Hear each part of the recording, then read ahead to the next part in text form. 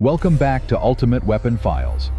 Today, we uncover the brutal evolution of infantry weapons during the conflict in Vietnam jungles.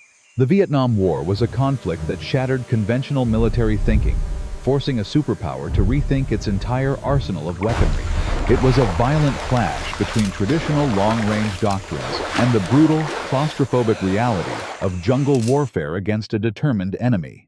American soldiers arrived with weapons designed for European plains, only to find themselves fighting in dense vegetation, where visibility was zero. We will examine 4 specific weapons that tell the story of this tactical evolution, from World War II relics to modern rifles. First, we look at the M3 Grease Gun, a stamped metal relic from the Second World War that refused to retire. You might wonder why a cheap, mass-produced submachine gun from the 1940s was still being used in the Vietnam War. Its compact size made it the perfect personal defense weapon for tank crews, engineers, and special forces operating in tight spaces. While it lacked range, the grease gun was a testament to the fact that the U.S. Army was not fully prepared.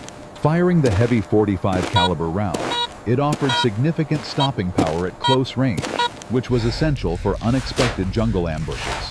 In the claustrophobic tunnels and dense undergrowth, long rifles were useless, giving this ugly little submachine gun a vital combat role. It was a bridge between eras, proving that sometimes simple reliability is more valuable to a soldier than complex, modern engineering. Its slow rate of fire made it controllable, allowing soldiers to stay on target even when panic set in during firefights. However, the grease gun was a niche weapon.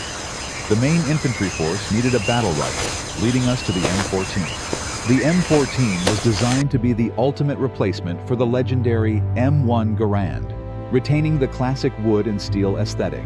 Military planners designed this weapon for the open plains of Europe, anticipating long-range engagements against Soviet forces in a Third World War. It fired the powerful 7.62 NATO round, a cartridge capable of punching through barriers and killing enemies at extreme distances. But in Vietnam, this design philosophy collapsed. The rifle was simply too long and heavy for the thick, tangled jungle environment. The recoil from the powerful ammunition was so severe that automatic fire was essentially useless, making the gun impossible to control. The woodstock would often swell in the relentless humidity, affecting the accuracy of the weapon and frustrating the infantrymen. While Americans struggled with their heavy rifles, the enemy was equipped with the AK-47, a weapon perfectly suited for this war.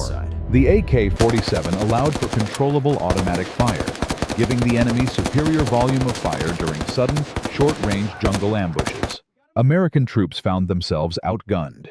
They carried a marksman's rifle to a knife fight, putting them at a severe tactical disadvantage. The M14 was a failure in this specific theater of war. It was the right gun for the wrong place and time. The weight of the rifle and its heavy ammunition meant soldiers could carry fewer rounds, limiting their sustainability in long firefights. It marked the bitter end of the traditional battle rifle era. The military desperately needed a revolution to survive the jungle. Enter Eugene Stoner, a visionary engineer who proposed a radical new concept: a lightweight rifle built from space-age aircraft aluminum. This was the birth of the black rifle. It used synthetic materials instead of wood and fired a smaller, faster bullet. The 5.56mm round relied on high velocity to cause damage, allowing soldiers to carry twice as much ammunition into battle. The XM16E1 was deployed to Vietnam with high hopes. It was light, modern, and promised to change the tide of war. However, the Army made a fatal mistake. They marketed this weapon as a self-cleaning miracle that required little to no maintenance. Soldiers were issued these rifles without cleaning kits or proper instructions, believing the propaganda that the gun would never jam.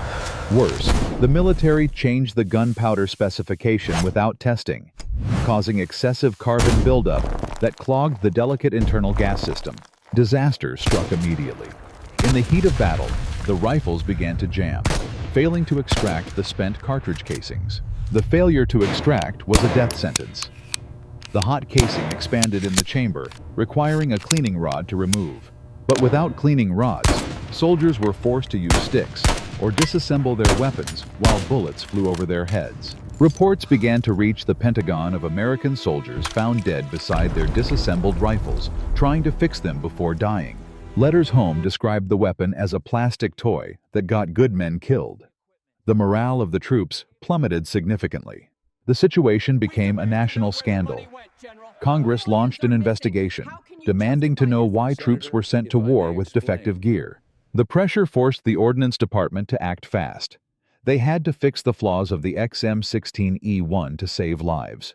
The solution involved chrome plating the chamber to prevent corrosion and changing the buffer system to slow down the cyclic rate. Cleaning kits were finally issued to every soldier, along with comic book-style manuals teaching them how to maintain their weapon properly. This resulted in the M16A1. It featured a forward assist button, allowing soldiers to manually force the bolt closed if needed. With these changes, the reliability issues were largely solved. The rifle finally began to perform, as Eugene Stoner had originally intended. The lightweight design now became a massive advantage. Soldiers could react faster and carry more firepower than ever before in history. An infantryman could now carry nearly 3 times the amount of ammunition compared to the M14, allowing for sustained fire superiority. In the hands of trained troops, the M16A1 became a devastatingly effective tool, matching the AK-47 in close-quarters jungle combat. Trust was slowly restored. The rifle proved to be accurate, deadly, and capable of withstanding the harsh environment if maintained correctly. The M16A1 became the iconic symbol of the Vietnam War, representing both the technological ambition and the tragic lessons learned. Special Forces units even adopted shorter versions like the XM16E1 M16A1, proving the versatility of the platform for various combat missions. The design was so successful that it became the standard for the U.S. military and its allies for the next 50 years. Its legacy lives on today in the modern M4 carbine, which still shares the same internal DNA as the original Vietnam rifle. From the desperate use of World War II relics to the painful birth of the modern assault rifle, Vietnam was a crucible of innovation. But we must never forget that these lessons were written in the blood of young men who were sent into harm's way. The evolution of these weapons is not just a story of engineering, but a story of survival, sacrifice, and hard-earned wisdom. The M16 overcame its disastrous start to become the longest-serving rifle in American history, a testament to its fundamental design brilliance. As the war ended, the weapons had changed forever. The era of heavy wood and steel was gone, replaced by plastic and aluminum. Modern warfare owes a debt to the struggles faced in Vietnam.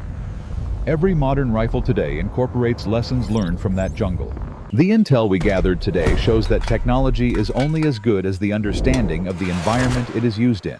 The M3 Grease Gun proved that sometimes the old ways are best when the new ways are not yet ready for war. The M14 remains a legend of power, but it serves as a reminder that raw power is not always the answer to tactical problems. The XM16E1 stands as a warning to military procurement. Never cut corners when the lives of soldiers are on the line. And the M16A1 proved that even a flawed concept can be redeemed through engineering excellence and the willingness to adapt. The echoes of these weapons still ring in the history books, teaching future generations about the complex relationship between man and machine. Beyond the metal and gunpowder, it is the soldier's adaptability that ultimately decides the outcome of any engagement on the battlefield. The Vietnam War was a turning point. It forced the world's most powerful military to reinvent itself from the ground up. We hope this deep dive into the armory of the Vietnam War has given you a new perspective on military history. Understanding the tools of war helps us understand the nature of conflict itself. Every weapon has a story to tell.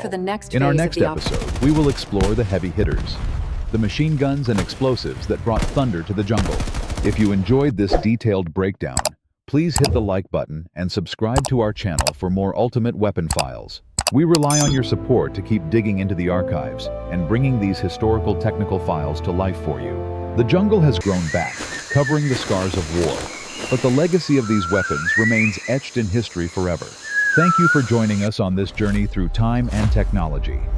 We appreciate your time and attention to these details. Don't forget to leave a comment below telling us which weapon you think was the most effective in the Vietnam War. This has been a presentation of Ultimate Weapon Files. Stay sharp, stay educated, and we will see you in the next briefing.